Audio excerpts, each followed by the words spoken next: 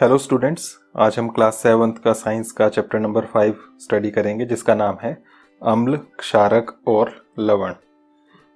तो बहुत ब्रीफली हम इसकी ज़्यादा डिटेल में नहीं जाएंगे और मेन टॉपिक्स इसके कवर करेंगे ताकि कम टाइम में हम ज़्यादा चीज़ें कवर कर पाएँ।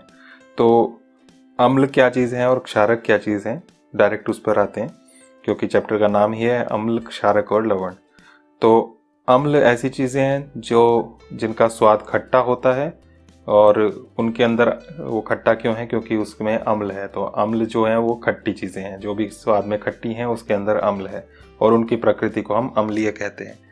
कौन कौन से उदाहरण यहाँ पर इसके ये दिए हुए हैं। दही, नींबू, संतरे का रस, ये जो है सिरका, ये खट्टा होता है, इसमें अम्ल होता है।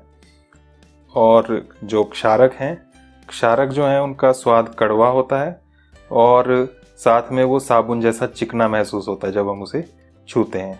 तो स्वाद जो है इसका कड़वा है। उसके साथ ही साथ उंगलियों के बीच में अगर हम इसको लेते हैं तो वो साबुन जैसा चिकना लगता है। तो ये दो चीज़ें आपने ध्यान रखनी है, स्वाद में कड़वा और साबुन जैसा चिकना महसूस होता है, तो वो क्षारक है। उदाहरण है इसका जैसे खाने का सोडा, बेकिंग सोडा। तो ये है हमारे पास अम्ल और क्षारक। इन्हें हम क्षारक कहते हैं, इसकी प्रकृति क्षारकीय कहलाती है। कुछ उदाहरण यहाँ पर दिए हुए हैं अम्लों के और क्षारकों के। हमारे आसपास जो मिलते हैं सिरका, सिरके में एसिटिक अम्ल होता है। चींटी का डंक, उसमें फॉर्मिक अम्ल होता है। नींबू के प्रजाति के जितने भी फल होते हैं, संतरा, नींबू आदि, उनमें साइट्रिक अम्ल होता है। दही में लैक्टिक अम्ल होता है। पालक में ऑक्सैलिक अम्ल होता है। आंवला या सिट्रस फल जितने भी हैं यही नींबू वाले, उनमें एस्कॉर्बिक अम्ल भी होता है, विटामिन सी बोलते हैं हम इसे। इमली, अंगूर, कच्चे आम जो है इनमें टार्टरिक अम्ल होता है। तो ये कुछ अम्लों के उदाहरण हैं। इसके बाद यहाँ क्षारकों के भी कुछ उदाहरण हैं। चूने का पानी, ये क्षारक होता है। इसके अंदर कौन सा क्षारक होता है? Calcium hydroxide. खिड़की के कांच आदि साफ करने के लिए जो हम मार्जक इस्तेमाल करते हैं, कांच आदि साफ करने के लिए साबुन वाला पानी जो मिलता है, उस तरह का जो होता है उसमें अमोनियम हाइड्रोक्साइड होता है, ये क्षारक है। साबुन में क्षारक होता है सोडियम हाइड्रोक्साइड और पोटेशियम हाइड्रोक्साइड। दूध या मैग्नीशियम या मिल्क ऑफ मैग्नीशिया कहते हैं, ये मैग्नीशियम हाइड्रोक्साइड होता है। इसमें जब बदहजमी होती है, खाना हजम ना हो रहा हो, एसिडिटी बन रही हो, तो उस वक्त ये मिल्क ऑफ मैग्नीशिया लिया जाता है, दवाई में इस्तेमाल होता है। तो इस तरह से ये कुछ उदाहरण यहाँ पर दिए हुए हैं। अब बात आती है कि हर एक पदार्थ को हम चख कर नहीं पता लगा सकते उस वो अम्लीय है या क्षारकीय है। हर एक चीज़ चखने के लिए, टेस्ट करने के लिए, स्वाद लेने के लिए सेफ नहीं होती है। अगर उसको टेस्ट करने लगे, हो सकता है हमारे शरीर के लिए उससे नुकसान हो जाए। तो बिना टेस्ट किए हम कैसे पता लगाएं कोई चीज़ अम्लीय है या क्षारकीय है? तो उसके लिए हम जो पदार्थों का यूज़ करते हैं उन्हें हम सूचक कहते हैं। तो सूचक क्या है? ऐसे पदार्थ हैं जिनको हम यूज़ करते हैं अम्लीय और क्षारकीय पदार्थों का टेस्ट करने के लिए, जांच करने के लिए। तो इसमें होता क्या है कि वो अम्ल में उनका रंग अलग हो जाता है और क्षारक में अलग हो जाता है। तो सूचक ऐसे पदार्थ हैं, उनको अम्ल में डालें तो उसका रंग कुछ और होगा और क्षारक में डालें तो कुछ और रंग होएगा। तो इसके कुछ उदाहरण भी हैं सूचक के। हल्दी, लिटमस, गुड़हल की पंखुड़ियाँ, ये कुछ प्राकृतिक सूचक हैं। तो इनकी बात कर लेते हैं। सबसे पहले है लिटमस। यहाँ पर लिटमस जो है ये एक प्राकृतिक सूचक है। ये लाइकेन होती है, एक स्पेशल टाइप की लाइकेन जो है वो पेड़ों के ऊपर आपने देखा होगा कई बार कुछ उभरी हुई संरचनाएं बनती हैं हरी नीली रंग की, खासकर बरसात या नमी के मौसम में। तो वो लाइकेन होती हैं, इस तरह की वो दिखती हैं जैसे यहाँ ये दिखाई हैं। तो कुछ स्पेशल लाइकेन जो होती हैं उसके अंदर ये लिटमस होता है। और लिटमस जो होता है वो अम्ल के अंदर लाल रंग देता है और क्षारक के अंदर नीला रंग देता है। तो इसमें से लिटमस निकाला जाता है, ये केमिकल, और उसका यूज़ करते हैं हम अम्ल और क्षारक को पहचानने के लिए। इसका सॉल्यूशन भी मिलता है, ये लिक्विड रूप में, द्रव के रूप में। और दूसरा, इनको पेपर के ऊपर भी इस तरह से पेपर बनाकर भी मिलता है। पेपर के ऊपर इसकी परत चढ़ाई होती है लिटमस की, तो वो जो बनता है इसे हम लिटमस पेपर या लिटमस पत्र कहते हैं। तो ये लाल लिटमस पेपर है, ये नीला लिटमस पेपर है। तो इनका यूज़ किया जाता है अम्ल और क्षारक के प्रकृति को पहचानने के लिए।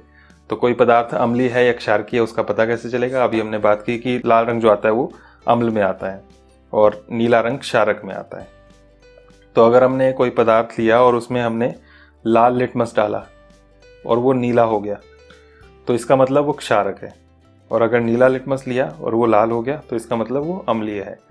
और अगर कुछ नहीं हुआ, लाल डाला या नीला डाला, कोई रंग में परिवर्तन नहीं होता है, तो इसका मतलब वो ना तो अम्लीय है ना क्षारकीय है, उसे हम उदासीन कहते हैं।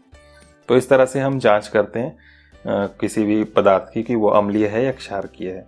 यहाँ इसका ये एक्टिविटी दी हुई है, तो इस तरह से कर सकते हैं। उसके बाद दूसरा उदाहरण है हल्दी।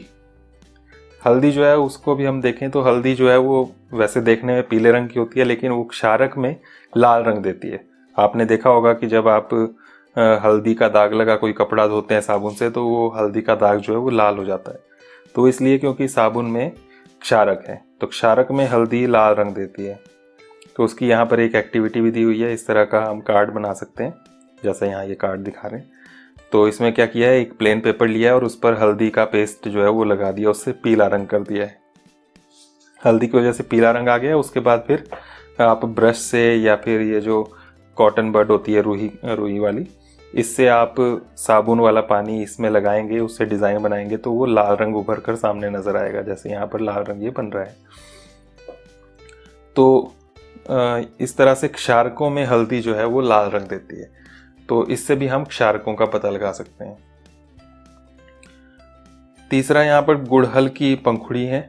गुड़हल की पंखुड़ी यहाँ पर आपको इस तरह की ये चित्र में दिखाई है।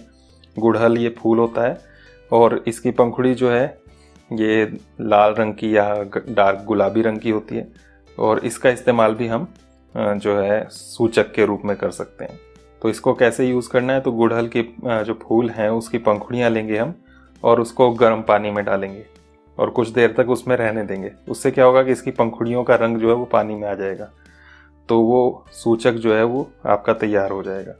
तो उसे आप छान लेंगे और फिर आपका सूचक तैयार हो जाएगा। यहाँ ये परख नली में दिखाया है, ये सूचक इस तरह का वो दिखता है, हल्का सा लाल रंग का या हल्का गुलाबी रंग का। और जब इसको अम्ल में डालते हैं, सूचक लिया आपने, इसमें अम्ल की कुछ बूंद जैसे नींबू का रस ही डाला, तो ये इस तरह का हो जाता है। वो कलर जो है वो डार्क हो जाएगा, डार्क रेड या डार्क मैजेंटा, गहरा गुलाबी सा वो नज़र आएगा। और इसी तरह से अगर क्षारक में डालें, जैसे साबुन का पानी डाल दें इसमें, तो वो ग्रीन कलर हरे रंग का हो जाता है। तो इस तरह से हम इसका गुड़हल की पंखुड़ी का भी सूचक के रूप में इस्तेमाल कर सकते हैं। तो 3 तरह के यहाँ पर हम सूचक की बात की हमने, लिटमस, हल्दी और गुड़हल की फूल की पंखुड़ियाँ। उसके बाद नेक्स्ट टॉपिक है उदासीनीकरण। उदासीनीकरण क्या है, जब अम्ल है और क्षारक है, इन दोनों को आपस में मिला दिया जाता है, तो क्या होता है, ये एक दूसरे के प्रभाव को ख़त्म कर लेते हैं, एक दूसरे के असर को ख़त्म कर देते हैं। वो ना अम्लीय रहता है ना क्षारकीय रहता है। तो इस तरह की अभिक्रियाएं जो होती हैं उन्हें हम उदासीनीकरण अभिक्रिया कहते हैं, या इस तरह के प्रक्रम को हम उदासीनीकरण कहते हैं। तो कोई भी अम्ल जो है वो क्षारक के साथ अभिक्रिया करता है और उससे जो अभिक्रिया होती है उसे हम उदासीनीकरण कहते हैं। यहाँ पर ये लिखा हुआ है मोटे मोटे अक्षरों में, किसी अम्ल और किसी क्षारक के बीच होने वाली अभिक्रिया उदासीनीकरण कहलाती है। इसमें क्या होता है कि दोनों का प्रभाव खत्म हो जाता है, फिर जो बनता है पदार्थ वो ना अम्लीय होता है ना क्षारकीय होता है। उसमें अगर सूचक लेंगे, लिटमस पेपर लिया या हल्दी या गुड़हल के जो पंखुड़ियों का आपने पानी बनाया, तो उनमें कोई असर नहीं होगा। इस प्रक्रम में ऊष्मा निर्मुक्त होती है और साथ में लवण और जल बनते हैं। तो ये जो प्रोसेस है उदासीनीकरण का, इसमें अम्ल और क्षारक जब मिलाते हैं तो ऊष्मा उत्पन्न होती है। जब आप अम्ल और क्षारक को मिलाएंगे, दोनों ठंडे आपने लिए हैं, दोनों को मिक्स करेंगे तो वो गर्म हो जाएगा, ऊष्मा निकलती है इसमें, तो वो पदार्थ गर्म हो जाएगा। और साथ ही साथ इसमें लवण और जल निर्मित होते हैं, लवण और जल निर्मित होते हैं। अब ये लवण क्या है, लवण है जो हमारा अम्ल और क्षारक में कंपोनेंट्स थे वहां से बनता है, उसे हम लवण कहते हैं, और साथ में जल बनता है। इसका उदाहरण यहाँ पर ये दिया हुआ है। सबसे पहले तो ये दिया हुआ है आपके पास, वही परिभाषा जो है उसी को यहाँ पर अभिक्रिया के रूप में दिया हुआ है। अम्ल प्लस क्षारक बराबर क्या बन रहा है, लवण प्लस जल। अम्ल और क्षारक मिलाया, लवण बन रहा है और जल बन रहा है। और साथ में ब्रैकेट में लिखा है ऊष्मा निर्मुक्त होती है। तो ऊष्मा निर्मुक्त होती है, इसमें ऊष्मा निकलती है, गर्म हो जाती है चीज़। उदाहरण के लिए यहाँ पर दिया हुआ है ये हाइड्रोक्लोरिक अम्ल HCl और सोडियम हाइड्रोक्साइड NaOH, इन दोनों को मिलाया। HCl ये अम्ल है, हाइड्रोक्लोरिक अम्ल, और सोडियम हाइड्रोक्साइड ये क्षारक है। तो इससे अभिक्रिया के बाद बना NaCl, सोडियम क्लोराइड, जो नमक होता है। तो ये लवण बन रहा है यहाँ NaCl, सोडियम क्लोराइड, साथ में जल H2O, और साथ में ऊष्मा निकल रही है, तो गर्म हो रहा है। तो इस तरह से ये उदासीनीकरण अभिक्रिया होती है। उदासीनीकरण जो है इसका दैनिक जीवन में बहुत उपयोग है। इसके उदाहरण यहाँ पर दिए हुए हैं। सबसे पहला यही दिया हुआ है अपाचन, बदहजमी। इसमें क्या होता है कि हमारे पेट में, हम चैप्टर 2 में पढ़ चुके हैं कि हाइड्रोक्लोरिक अम्ल होता है, वो भोजन को पचाने में हेल्प करता है। लेकिन ये अम्ल जब ज़्यादा बन जाता है तो हमें जो है पेट में वो जलन महसूस करने लगता है, और उस वजह से कई बार डकार भी आते हैं खट्टे। वो खट्टा किस लिए आ रहा है? क्योंकि अम्ल है वो।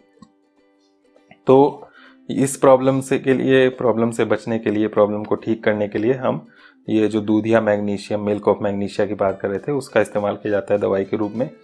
ये प्रति अम्ल है, मतलब क्षारक है, ये अम्ल के प्रभाव को खत्म कर देता है। तो इस क्षारक का इस्तेमाल करते हैं। उससे क्या होता है कि अंदर जो हाइड्रोक्लोरिक अम्ल बन रहा है हमारे पेट के अंदर, उसको वो उदासीन कर देता है। तो उदासीनीकरण हो जाता है, और इससे जो है हमारे जो शरीर में बदहजमी हो रही है पेट में, वो ठीक हो जाती है। उसके बाद दूसरा यहाँ पर दिया चींटी का डंक। चींटी काटती है तो उससे अम्ल निकलता है हमारे शरीर में, हमारी त्वचा के ऊपर वो अम्ल डालती है। कौन सा अम्ल होता है? वो फॉर्मिक अम्ल होता है, हमने पहले भी बात की। तो उस वजह से जलन महसूस होती है। तो उससे बचने के लिए, उसको ठीक करने के लिए, उसमें भी हम कोई क्षारक इस्तेमाल कर सकते हैं। तो त्वचा के ऊपर सोडियम हाइड्रोजन कार्बोनेट ये लगा सकते हैं क्षारक। ये जो है वो सोडा, ये खाने का सोडा, और या फिर कैलेमाइन एक दवाई होती है, कैलेमाइन ये यूज़ किया जाता है। तो ये भी एक क्षारक है। इससे जो है वो जो प्रभाव है इसका फॉर्मिक अम्ल का, वो खत्म हो जाता है, उदासीन हो जाता है। उसके बाद यहाँ पर तीसरा उदाहरण और दिया है मृदा उपचार। मृदा उपचार, मिट्टी जो है वो भी अलग अलग प्रवृत्ति की होती है, प्रकृति की होती है।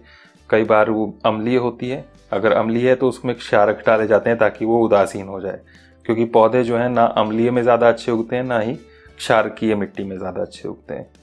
तो अगर आपको पौधों की पैदावार ज़्यादा अच्छी चाहिए तो मिट्टी जो है वो उदासीन होनी चाहिए, ना अम्लीय ना क्षारकीय।